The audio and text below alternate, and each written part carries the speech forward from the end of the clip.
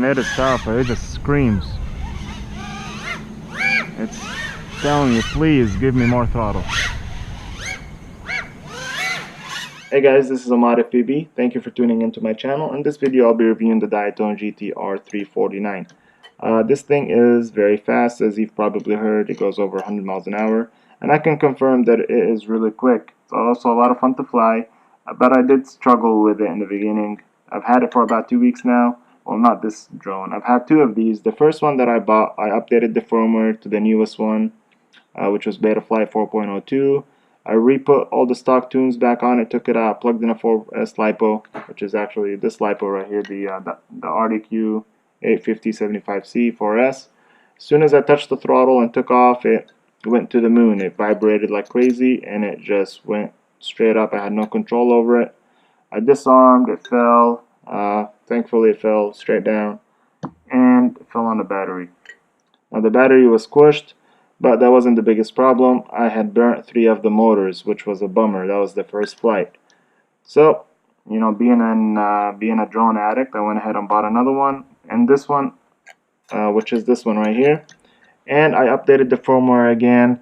But this time I did a bench test first, and it did the same thing. It freaked out, vibrated like crazy, and I shut it off within, a few seconds.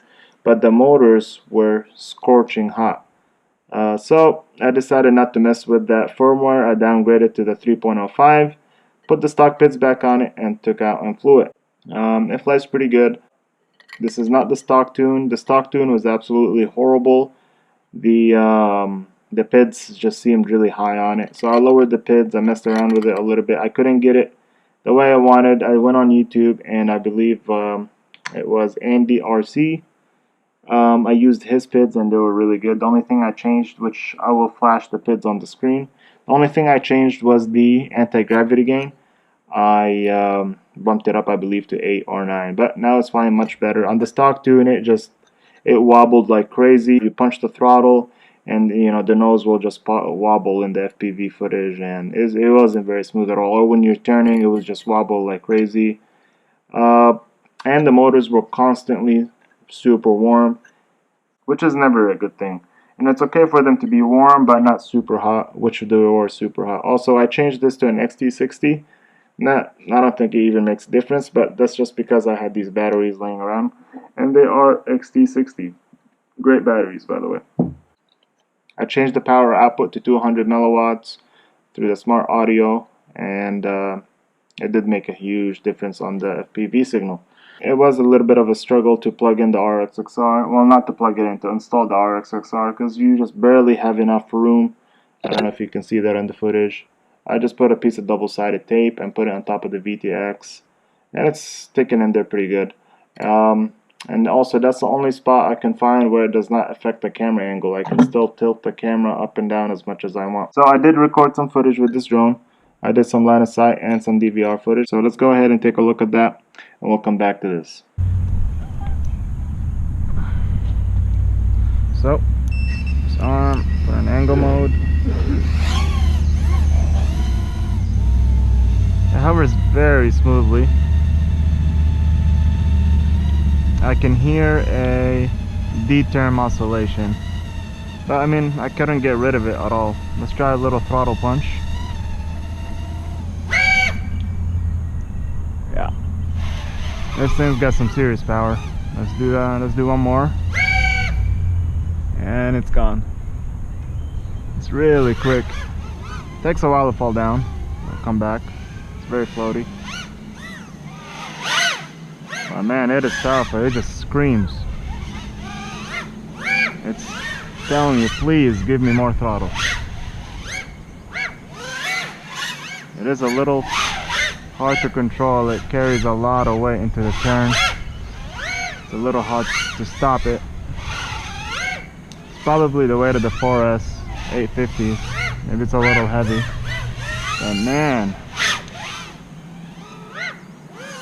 very, very powerful. A lot of fun to fly.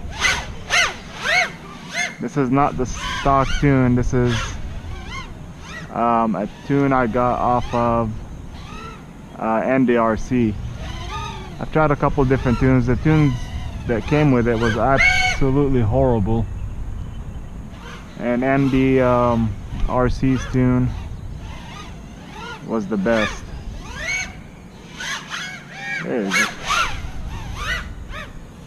It just screams. Alright, so let's bring it back and do a little, you know, FPV flying. You can feel the battery bogging down.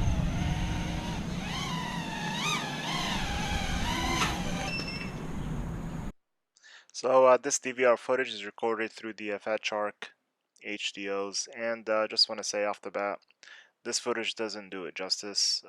Everybody knows that DVR sucks, and the actual footage is 10 times better. The colors are very crisp, it's very smooth.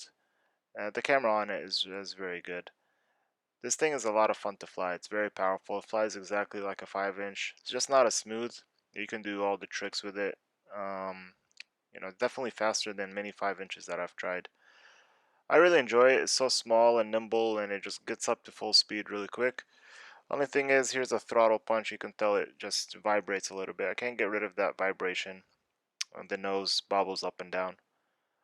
But other than that, you know, it's a blast to fly. I definitely recommend buying it. If you're a beginner, I think this is just a little bit too much power. I don't know if I recommend it or not.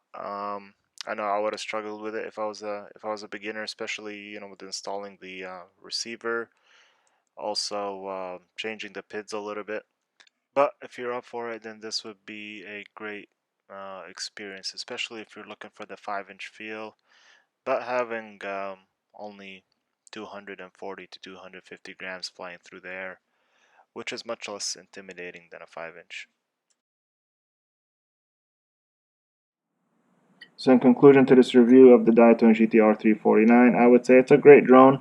Definitely not a beginner drone, as it took some messing around with the PID tuning to get it flying halfway decent. Because just the stock PID tune is absolutely horrible. It's pretty cheap, 150 bucks with the receiver, looking at, you know, maybe 160, 65. Of course, you need some batteries.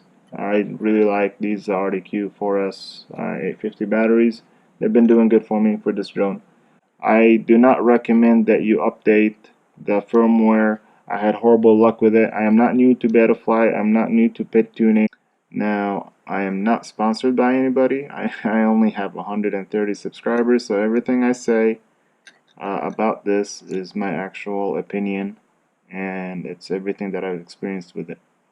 Thank you so much for watching. Please consider subscribing. I would really appreciate it. And happy flying.